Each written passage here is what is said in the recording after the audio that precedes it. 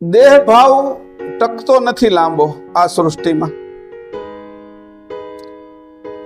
બ્રહ્મજ્ઞાની પ્રેમદાસ અને એના શિષ્યો અહીંયા આવ્યા પરમગુરુ આગળ. પરમગુરુની સામે શરીર છોડ્યું. એની શરીર તો એનું પરમગુરુની સાક્ષીમાં છૂટે છે.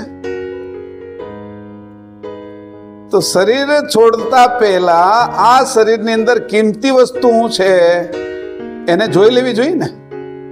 આપણે ક્યારેક ઘર છોડીએ, ક્યારેક આપણે બસમાં ગયા હોય, ગાડીમાં પ્રવાસે ગયા હોય, તો આપણી કઈ કિંમતી વસ્તુ તેમાં રહી નથી ગઈ ને એમ જોઈ લઈએ આપણે, એને. કારણ કે એવું બને કે ભાઈ અમારો થેલો હતો ને એમાં ઘડિયાળ હતી, એમાં મોબાઈલ રહી ગયો ને પછી આપણે આકળ વિકળ થઈ જાય, મારો મોબાઈલ ગાડીમાં રહી ગયો. કિંમતી વસ્તુ શરીરમાં શું છુપાયેલી છે? કોઈ કહે કે આ શરીરમાં છુપાયેલી કિંમતી વસ્તુ શું છે? ઘરમાં આપણે કિંમતી વસ્તુ ક્યાં રાખીએ અને કિંમતી વસ્તુ કહેવાય કોને એ પહેલા નક્કી કરવું પડશે. ઘરમાં રાખવાની કિંમતી વસ્તુ હોય એમાં રૂપિયા હોય, 500 નહીં આવી થપ્પીઓ હોય, 3, 4, 5, 2.5, 3, 4 લાખ રૂપિયા છે એ કે.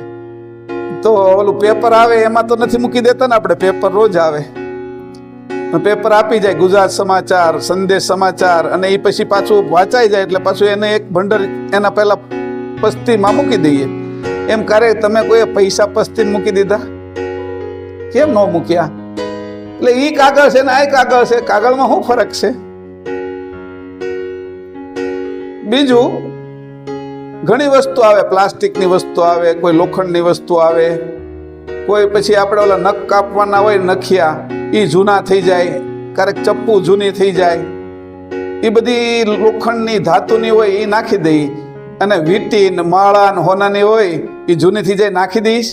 શું કામ? ક્યાં મૂકી દઈ? ખબર છે આની કિંમત મોટી છે, ધાતુની કિંમત મોટી છે, હારની નહીં. હારની હારે જે જોડાયેલી ધાતુ સોનું છે એની કિંમત મોટી છે. એમ આની હારે જોડાયેલો જે અંશ છે એની કિંમત મોટી છે. આવી કિંમતી વસ્તુ મૂકેલી ક્યાં છે પેલા જોવી પડે.